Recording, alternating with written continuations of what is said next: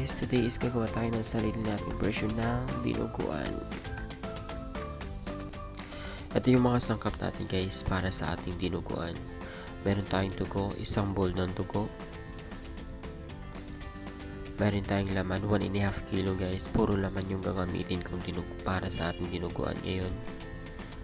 Meron din tayong taba ng baboy. Ginisa ko na para matanggal yung taba. Meron din tayong siling haba. Salt, seasonings, meron tayong sibuyas, bawang, dahon ng tanglad, pamintang buo na dinigdig ko na, at ang ating cheese, tsaka suka guys. Huwag nyo rin kalimutan yung suka. Pero bago yan, huwag nyo po kalimutan mag-like and subscribe at i-hit nyo na rin po yung bell button para updated kayo sa lahat ng mga lulutuin ko, and leave the comment below. Tara guys, umpisa na natin ang ating dinuguan. Maglagay lang tayo ng mantika sa mainit na pan. Higisa na natin tong sibuyas. Saute lang natin for 1 seconds, mga 20 seconds. Ayan, higisa lang. Sunod na natin tong bawang guys. Ayan, saute lang din natin for about 20 seconds. Tapos hintayin lang natin na golden brown. Ayan, malapit na siya mag golden brown. Ilagay lang natin. Ayan, golden brown na siya. Sunod na natin tong karne natin guys.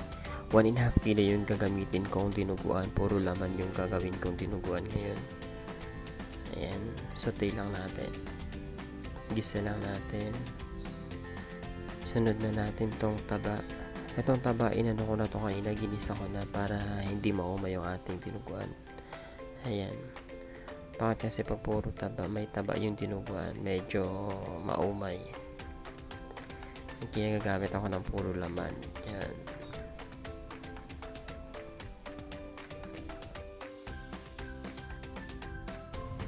Lagyan natin ng asin, paminta, para ma-absorb ng meat yung spices. Ayan. Lagyan na rin natin ng magic sarap dahil nasa kamay natin ang tunay na sarap. Ayan. Simmer lang natin for 20 minutes. Check na natin guys. Ayan, na-simmer na natin for 20 minutes. Then add na natin itong suka. Ayan. Lagyan na natin ng suka. Then add a glass of water. And then simmer again for 20 minutes. Yan, para lumambot yung karne natin. Yan, simmer lang natin.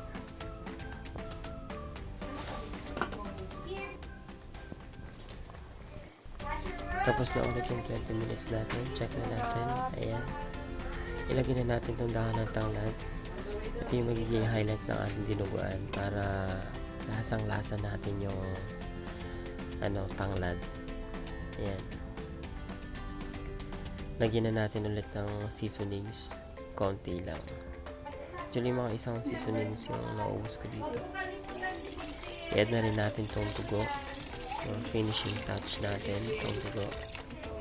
Yan, pag nalagyan na natin yung dugo, haluin lang natin guys. Huwag nating pabayaan kumulo lang siya para hindi mabuo yung dugo. Yan. Tapos pag nag-chocolate brown na siya, yun na yung natin. Luto na yung natin dinuguan. Yan, para hindi pa ako satisfied sa color na dugo. Dagdagan ko pa ulit siya. Dami ng dugo.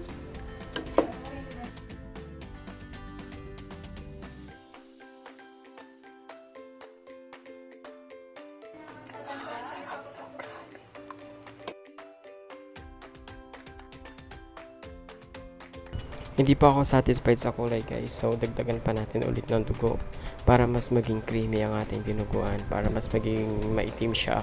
Yan, parang chocolate yung kulay. Haluin lang natin ng moderation guys, tapos maya maya pwede na natin ilagay yung cheese.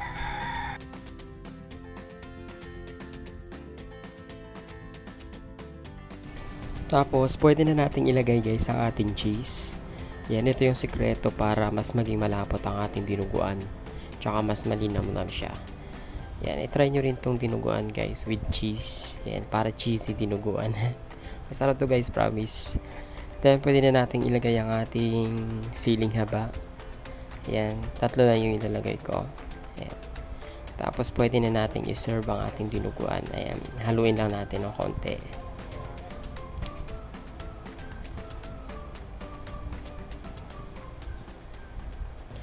Eto na guys, ang ating dinuguan. Thank you for watching. Don't forget to like and subscribe.